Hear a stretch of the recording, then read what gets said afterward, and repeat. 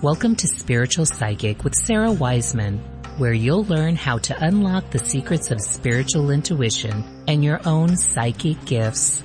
Here's Sarah.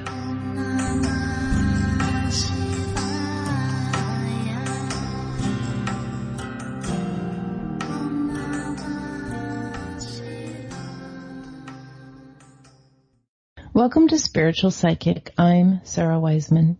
Today we're working on how are spirituality and intuition related.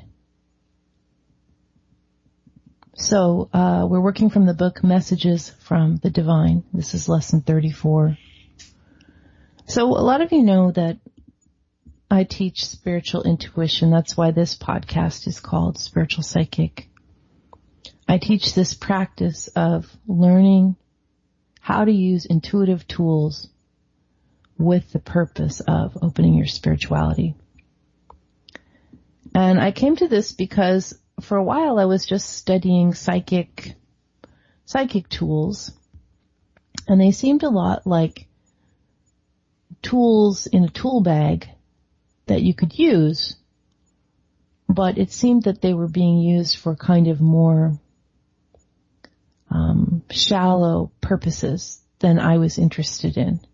Now, this isn't everybody, or this is just the particular thing that I was learning at the time. I learned some things when I was younger, and I was like, okay, that's really cool, and I can do that.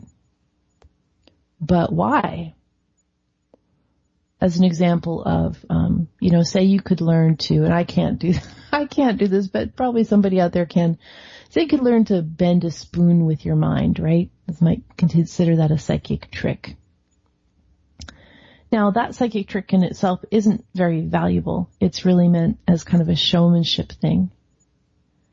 But if you took that more shallow trick and took it further so that instead of trying to awe people like, oh, I can bend this spoon with my mind, what you're really doing is experiencing for yourself how you are connected, you are part of all the particulate energy that is God, and the spoon is part of all the particulate energy is God. So of course in your consciousness it makes sense that you would be able to bend this spoon. You just become one with the spoon, and then you ask yourself to bend. In theory, I don't know that we're there yet, but some people might be. This is just an example of how starting with a psychic trick leads to this spiritual awareness. As you're doing the process, you're realizing, gosh, there's so much more to this, and it all leads to love and oneness. All of this intuitive work leads to love and oneness.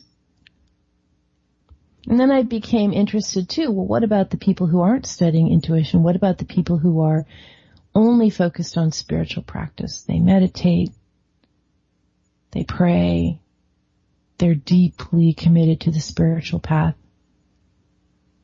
And what I found there too is it's the same thing from a different direction.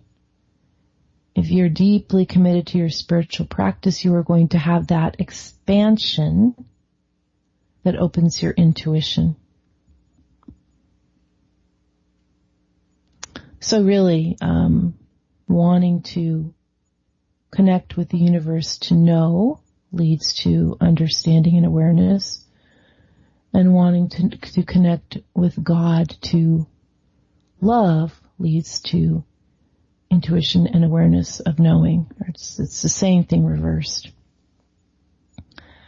So the book says clearly consciousness is the result of intuition, and intuition is the result of consciousness. It is a twofold path, and you may begin to walk it from either direction, the intuitive side of direct connection or the conscious side of direct knowing.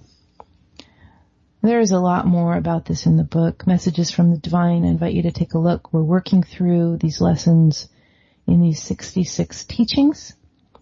I'm Sarah Wiseman.